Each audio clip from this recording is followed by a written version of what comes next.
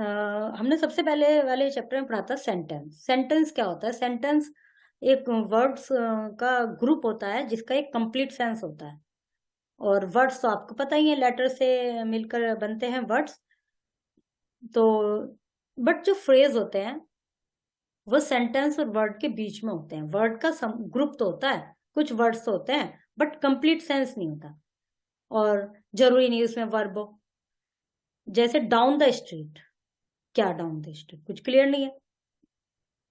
Of great wealth, अब इसके साथ कुछ और लगा दें, जैसे he was playing down the street, तो ये बन जाएगा सेंटेंस पूरा।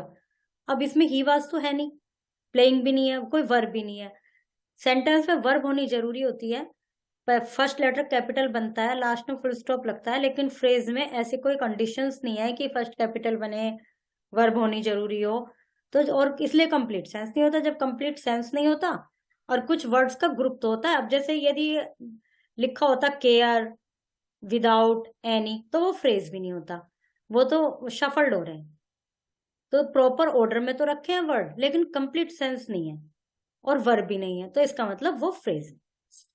ये फ्रेज के काइंड है adjective, adverb, noun, verbal, prepositional. Adjective, ए वुडन, तो एडजेक्टिव जो है हाउस का क्या विशेषता हो गई? Wooden house.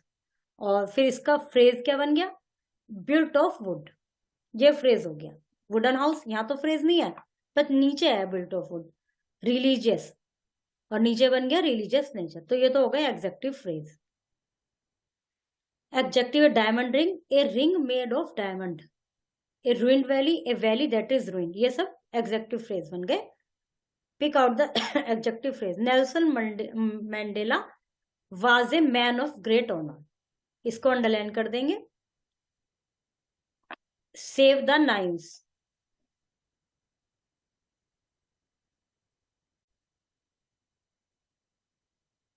थर्ड में है man of great wealth with peculiar habits, with marble flooring, of great courage,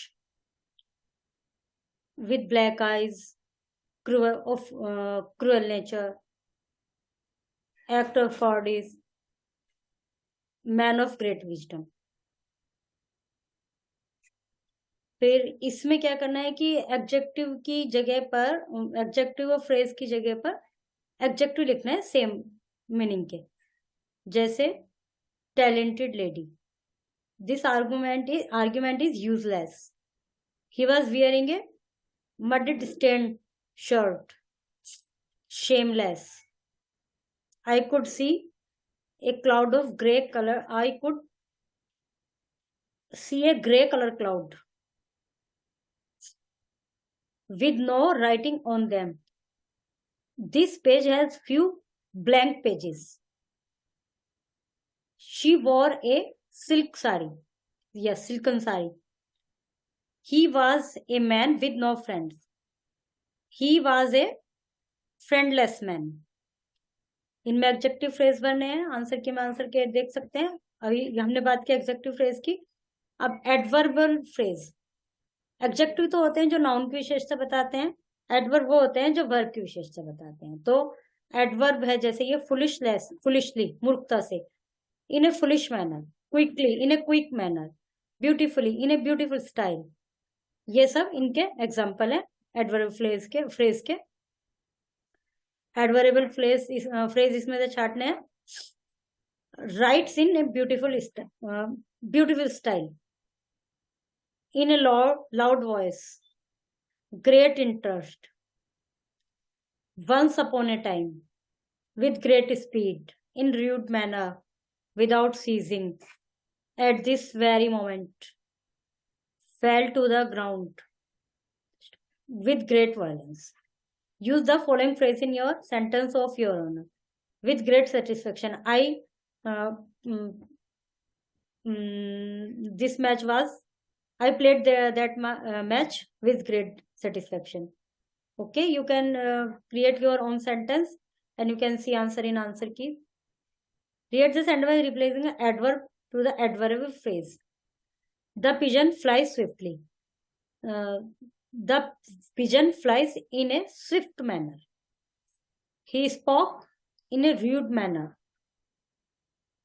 in gentle way. After some time, the sun will set.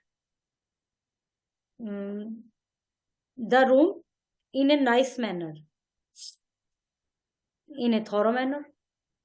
फिर noun phrase, his sudden departure, जो कि subject की जगह use हुआ है, और नाउन वर्ब से पहले.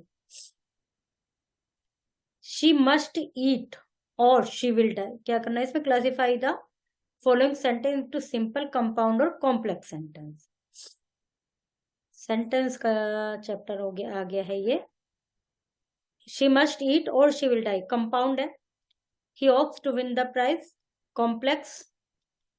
She denies breaking the window pane, complex. Making picture, simple.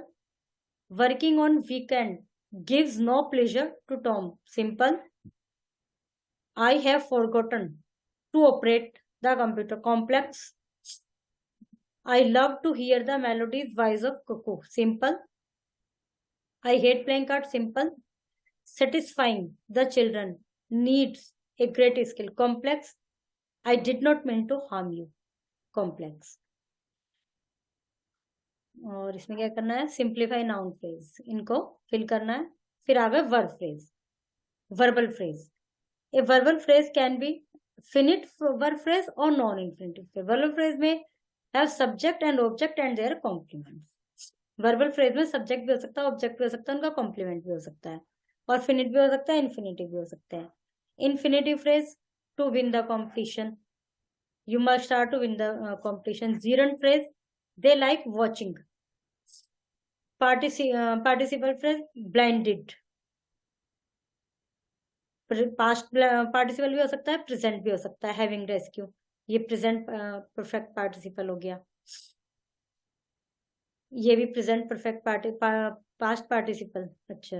Observing the outcomes of experiment, hit ability, past participle.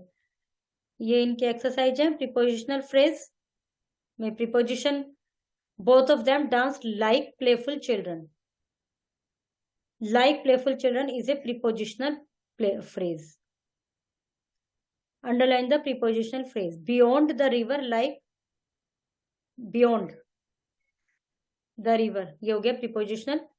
He took a rest after the long journey, prepositional phrase.